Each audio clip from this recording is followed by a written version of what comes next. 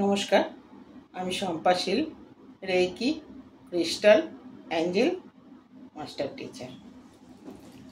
আজ আপনাদের একটা নতুন পদ্ধতির কথা বলবো। আমরা সারাদিনের কর্মব্যস্ততায় ঈশ্বরের কাছে প্রতিনিয়ত প্রার্থনা করতেই থাকি, কারণ আমাদের প্রত্যেকের জীবনে কিছু না কিছু সমস্যা আছে। সেটা পারিবারিক সমস্যা হতে পারে, অর্থনৈতিক সমস্যা হতে পারে, সম্পর্কের অবনতি। তাই ঈশ্বরকে ছাড়া আমাদের কোনো গতি নেই, কেননা উনিই আমাদের পরিচালক।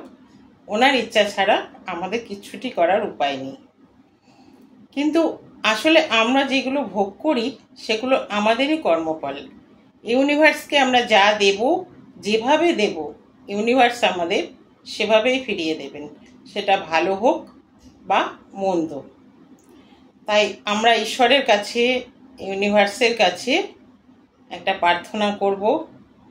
আমরা যদি কারোর মনে আঘাত দিয়ে থাকি, কোনো কথা বলে থাকি, সেটার জন্য তার কাছে ক্ষমা চাইব, বা তারাও যাতে আমাদের ক্ষমা করে দেন সেটাই বলবো।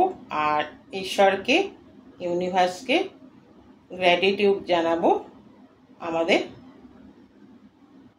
আমরা যা করেছি সেইটা ভেবে। তো সেটার জন্য একটা 4 লাইনের প্রার্থনা, এটার নাম হচ্ছে হো ও পোনো পোনো প্রেয়ার। এটা 4টে লাইন আছে। I am sorry, please forgive me, thank you and I love you. I am sorry, please forgive me, thank you, I love you.